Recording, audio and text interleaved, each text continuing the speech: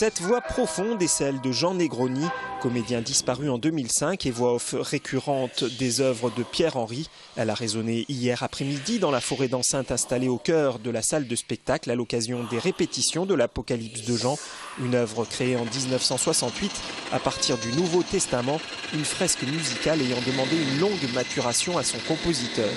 Il y a eu une dizaine d'années, je dirais, d'élaboration par Pierre de cette œuvre. Parce que donc il est allé chercher des matériaux, il a fait comme un espèce d'herbier sonore. Et puis au moment de la composition, après l'enregistrement de la voix de Jean Negroni, il a pu commencer à composer.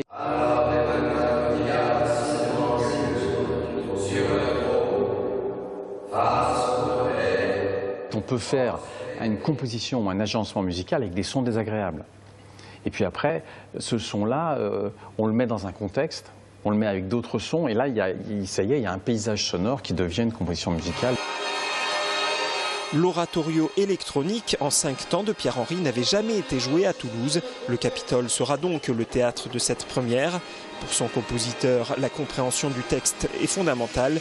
Il a fallu s'adapter au lieu. Le texte de l'Apocalypse est essentiel. Donc c'est vraiment un suivi de la voix, de la voix, de la voix. Donc avec ce cahier des charges, j'ai conçu un système de restitution qui pouvait respecter la voix, ne pas faire des échos en tapant un peu sur les surfaces, quoi.